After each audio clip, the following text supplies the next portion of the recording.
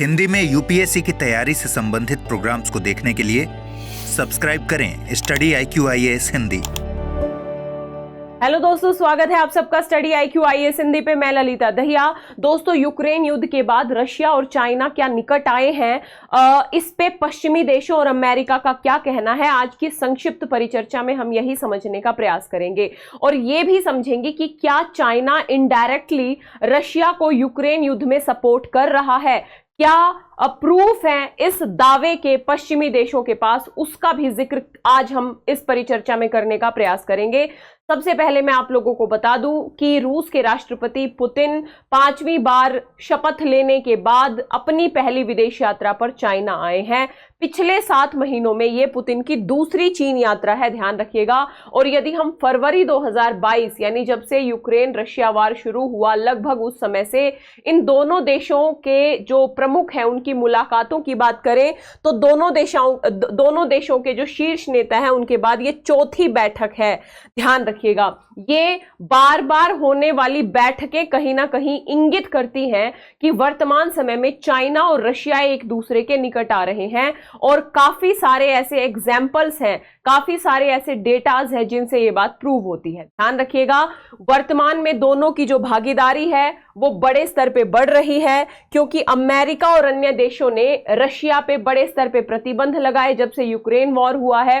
तो उन प्रतिबंधों के संदर्भ में चाइना एक बड़ा व्यापारिक भागीदार बन के उभरा है रशिया का। किस किस क्षेत्र में कैसे कैसे व्यापार होता है उसकी चर्चा हम आगे करेंगे। सबसे पहले मैं आप लोगों को बता दूं कि क्या चाइना रूस को हथियार मुहैया करा रहा है, ये काफी विवाद का मुद्दा है। ध्यान रखिएगा, अमेरिका के विदेश मंत्री ने स्पष्ट तौर पे कहा कि रूस का आयातित लगभग 70% मशीन टूल्स और 90% माइक्रो इलेक्ट्रॉनिक्स चाइना से आते हैं।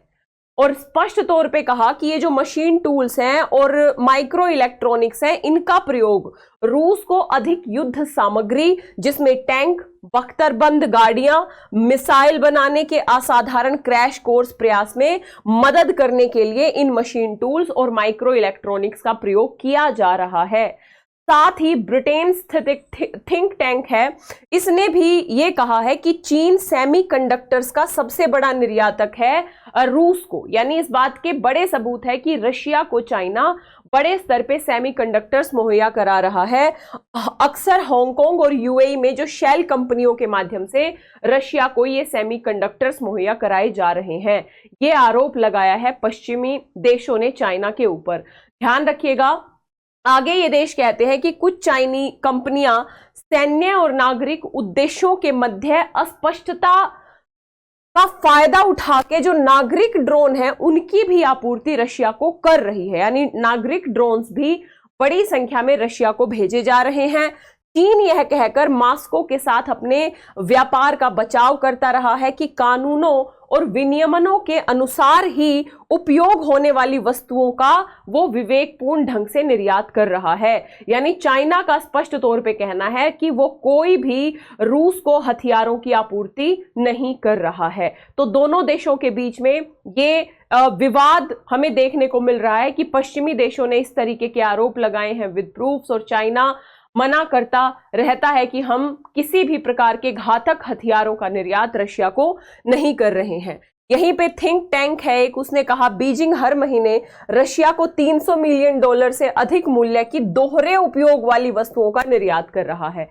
दोहरे उपयोग वाली वस्तुओं का जो प्रयोग होता है वो वाणिज्यिक और सैन्य दोनों में इसका प्रयोग किया जा सकता है। तो ऐसे में कहीं ना कहीं इनडायरेक्टली चाइना यूक्रेन युद्ध के संदर्भ में रशिया को मदद कर रहा है इन सारे माध्यमों से, जिसमें machine tools, micro electronics, semiconductors और दोहरे उपयोग वाली वस्तुएं और जो नागरिक ड्रोन्स हैं, इन सब का प्रयोग कहीं ना कहीं रशिया जो युद्ध में उपयोग होने वाले हथियार हैं उनको बनाने में कर रहा है। ध्यान रखिएगा, अमेरिका ने स्पष्ट तौर पे कहा है कि उच्च प्राथमिकता वाली वस्तुएं हैं जो ड्रोन से लेके टैंक तक हथियार बनाने के लिए आवश्यक हैं, इनका निर्यात बड़े स्तर पे चाइना के द्वारा किया जा रहा है रशिया को। ध्यान रखना, लेकिन चाइना इस बात को नकार रहा है। ये तो है एक पॉइंट, यानी हमने दोनों पक्ष देख लिए। अब हम बात करें, सरकारों ने रूस के युद्ध प्रयासों के समर्थन के खिलाफ चेतावनी दी है चाइना को। स्पष्ट तौर पे युद्ध के समय व्यापार में वृद्धि और तेल की बढ़ती खरीद ने पश्चिम में आलोचना को जन्म दिया। मैं आगे आपको डेटा बताऊंगी कि किस कदर चाइना बड़े स्तर पे तेल और अन्य जो सामानों का आयात निर्यात बढ़ा रहा है रशिया के साथ में, और सैन्य अनुप्रयोग के साथ जो दोहरे उपयोग वाले सामान का निर्यात चाइना रशिया को कर रहा है, इसकी भी पश्चिमी देशों ने बड़े स्तर पे आलोचना की है। और इसमें क्या क्या सामान है उनकी सूची मैं आपको बता चुकी हूं। अब हम बात करेंगे कि चीन और रशिया के बीच जो व्यापार है वो इस दौर में कितना बढ़ा है। यहां से कुछ डेटा हमको मिलेगा कि विशेष तौर पे युद्ध के बाद दोनों का व्यापार किस कदर बढ़ा। सबसे पहले मैं आप लोगों को बता दूं कि जैसे ही यूक्रेन युद्ध शुरू होता है तो पश्चिमी देश, विशेष तौर पे यूरोपियन कंट्रीज, रशिया के आर्थिक संबंधों पे प्रतिबंध लगा देते हैं। बड़े स्तर पे रूस अपने तेल का निर्यात पश्चिमी देशों को करता था, पश्चिमी देशों ने खरीदना बंद कर दिया। रशिया की इकोनॉमी में तेल बड़ी भूमिका निभाता है, तो ऐसे में चाइना एक बड़ा भागीदार उभरा। इनफैक्ट चाइना ही नहीं, भारत भी इस दौर में एक बड़ा भागीदार बन के उभरा है रशिया का। आगे हम बात करेंगे, लेकिन तेल से पहले अन्य सामानों की बात कर लेते हैं। ध्यान रखिएगा, विशेष तौर पे बीजिंग रशिया में कारों, कपड़ों, कच्चे माल और कई अन्य उत्पादों का मुख्य आपूर्तिकर्ता बन चुका है। हम यदि डेटा की बात करें तो चीन और रूस के बीच जो द्विपक्षीय व्यापार है वो 2023 में $240 बिलियन को क्रॉस कर गया है। 2021 के बाद से 64% से अधिक है ये, यानी 64% से अधिक व्यापार वृद्धि हुई है दोनों देशों के मध्य। यानी ये आर्थिक निकटता दिखाते हैं दोनों देशों की। साथ ही रूस में चीनी कारों और पार्ट्स का निर्यात 2023 में $23 बिलियन तक पहुंच गया। चीन के वित्त मंत्री ने तो स्टेटमेंट भी दिया था कि रूसी प्राकृतिक गैस कई चीनी घरों को ईंधन दे रही है और चीनी निर्मित ऑटोमोबाइल्स रूसी सड़कों पर दौड़ रहे हैं। ध्यान रखिएगा, यानी दोनों देशों के बीच आर्थिक संबंध बड़े स्तर पे बढ़ रहे हैं। कारों और अन्य प्रौद्योगिकी जो पश्चिमी देशों ने निर्यात बंद किया, ऐसे में चाइना ने उस खाली जो स्थान था उसको भर दिया है, उस रिक्त स्थान को भर दिया है। अब हम बात करें, यदि 2023 की बात करें तो चीन रूस का शीर्ष जो व्यापारिक भागीदार बन गया है। तो ऐसे में शीर्ष व्यापारिक भागीदार बनने के पीछे हम आर्थिक संबंधों की निकटता को देख सकते हैं। अब आते हैं हम तेल और गैस की बात। यदि हम स्पष्ट तौर पे कहें, जैसा कि मैंने आपको बताया, रूसी सरकार के वार्षिक राजस्व का लगभग आधा हिस्सा तेल और गैस से प्राप्त होता है। ऐसे में पश्चिमी देशों ने इस पे प्रतिबंध लगा दिया, जिसमें अमेरिका, ब्रिटेन, यूरोपीय संघ देशों में इसकी बिक्री कम हो गई। रूसी तेल और गैस को कौन खरीद रहा है? तो यहां पे सबसे बड़ा आयातक बन के उभरा चाइना। ध्यान रखिएगा, चीन बड़े स्तर पे रूसी तेल को खरीद रहा है, गैस को खरीद रहा है, और भारत का भी आप इसमें नाम ले सकते हैं। सबसे पहले यदि हम चीन की बात करें तो 2023 में रूस सऊदी अरब को पीछे छोड़कर चीन का शीर्ष कच्चा तेल आपूर्तिकर्ता बन गया है। यानी पहले चाइना सऊदी अरब से कच्चा तेल खरीदता था, अब रशिया शीर्ष पे पहुंच चुका है। ध्यान रखिएगा, यहां एक डेटा बताया गया है, मॉस्को से 107 मिलियन टन कच्चे तेल का आयात किया। 2022 की तुलना में 2023 में किए जाने वाला जो आयात है वो लगभग 24% ज्यादा है। यानी दोनों देशों के मध्य, यानी एक ऐसे समय में जब रशिया को जरूरत थी खरीदारों की, तो चाइना एक बड़ा खरीदार बन के उभरा है। यदि हम भारत की भी बात करें तो भारत ने भी अपने पुराने दशकों के रिश्तों को बरकरार रखा है इस मामले में रशिया के साथ, और बड़े स्तर पे भारत के कुल तेल आयात में रूस की हिस्सेदारी जून 2023 में लगभग 44 के उच्च रिकॉर्ड पे पहुंच गई थी। यानी भारत ने भी इस समय में रशिया से बड़े स्तर पे कच्चा तेल इत्यादि आयात करना जारी रखा है। तो ये तो हो गई बात। यदि हम रशिया और चाइना की बात करें तो दोनों देशों ने बड़े स्तर पे इस क्षेत्र में समझौता किया है, जिसे पावर ऑफ साइबेरिया 2 कहा जाता है, ताकि ऊर्जा संबंधों का विस्तार दोनों देशों के बीच हो सके। यहां तक आते आते हम समझ गए कि इस युद्ध में जब रशिया अकेला पड़ा, जब रशिया के जो सामान है उसकी डिमांड दूसरे देशों में कम हुई, तो ऐसे समय में चीन ने उस रिक्त स्थान को भरा है, और कहीं ना कहीं रशिया के आर्थिक सशक्तिकरण में चाइना ने बड़ी भूमिका निभाई है। इस तरीके से और यदि हम अमेरिका और अन्य देशों के थिंक टैंक के दावों की बात करें तो चाइना के द्वारा रशिया में निर्यात होने वाली जो दोहरे उपयोग वाली वस्तुएं हैं वो भी कहीं ना कहीं इनडायरेक्टली रशिया को हेल्प कर रही हैं यूक्रेन वॉर में। हम ये कह सकते हैं कैसे चीन अप्रत्यक्ष रूप से यूक्रेन में रूस के युद्ध का समर्थन करता है। तो एक बात तो मैंने बता दी कि चीन यूक्रेन में रूस के लिए महत्वपूर्ण माइक्रो इलेक्ट्रॉनिक्स का मुख्य आपूर्ति करता है।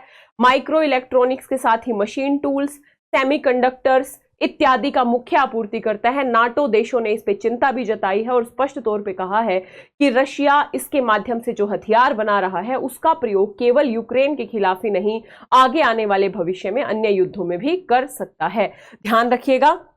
इसके साथ ही चीन ने द्विपक्षीय संबंधों के हिस्से के रूप में रूस के साथ अपने व्यापार का बार बार बचाव किया है और चाइना ने कहा है हम कोई घातक हथियार रशिया को नहीं भेज रहे हैं, बल्कि जो व्यापारिक संबंध, द्विपक्षीय सकारात्मक संबंध ही हम रशिया के साथ जारी किए हुए हैं। आपके क्या विचार हैं इस विषय पे वो भी बताइएगा। हालांकि रशिया और चाइना की ये जो बढ़ती निकटता है ये कहीं ना कहीं भारत के रणनीतिक दृष्टिकोण से एक सकारात्मक संकेत नहीं है, क्योंकि रशिया हमारा एक पुराना मित्र रहा है। ऐसे में चाइना के साथ यदि रशिया की मित्रता अलग अलग संदर्भों में बढ़ती है तो भारत के दृष्टिकोण से, भारत की सुरक्षा के दृष्टिकोण से वो ज्यादा सकारात्मक नहीं है। अतः भारत को भी प्रयास करने होंगे रशिया के साथ अपने संबंधों को बैलेंस करने के लिए। ठीक है, यहां पे मैं आप लोगों को बता दूं, यदि रशिया और चाइना दोनों की बात करें तो दोनों नाटो के विरोधी हैं, दोनों नाटो के विस्तार के विरोधी हैं। इंडो पैसिफिक शब्द से दोनों को परहेज है, ध्यान रखिएगा। अमेरिका के विस्तार के दोनों खिलाफ है। तो ये कुछ ऐसे आधार हैं जिन्होंने रशिया और चाइना को नजदीक लाने में मदद की है। ठीक है, ये एक छोटी सी परिचर्चा थी। इस परिचर्चा के माध्यम से हमने समझा कि आखिर चाइना रशिया के लिए इतना विशिष्ट क्यों बना है। तो उस विशिष्ट बनने के पीछे के कुछ रीजंस हमने देखने के प्रयास किए, जिसमें आयात और निर्यात दोनों मुद्दे शामिल हैं। और साथ ही ऐसे समय में जब रशिया का साथ पश्चिमी देशों ने छोड़ा तो चाइना एक बड़े सहयोगी के तौर पे रशिया के लिए उभरा है।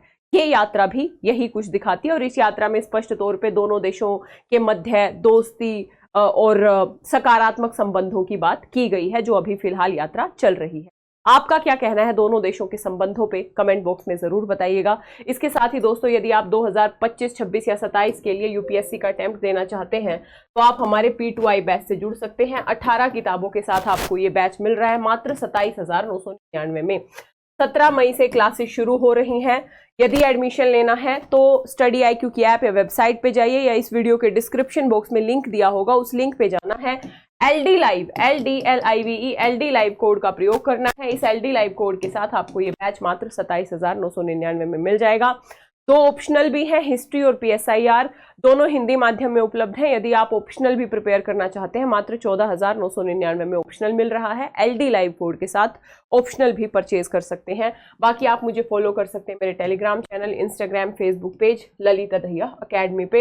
आशा करती हूँ परिचर्चा आपको अच्छी लगी होगी। वैश्विक परिस्थितियों में बदलते वैश्विक संबंधों को दर्शाती ये सूचनाएं थी। आपके क्या विचार हैं जरूर बताइएगा। वीडियो अगर अच्छी लगी हो तो वीडियो को लाइक, शेयर, सब्सक्राइब चैनल को जरूर करें। मिलेंगे इसी तरीके की अगली परिचर्चा में, तब तक के लिए जय हिंद, जय Bharat. Thank you so much. Hindi में यूपीएससी की तैयारी से संबंधित प्रोग्राम्स को देखने के लिए सब्सक्राइब करें स्टडी IQ IAS हिंदी।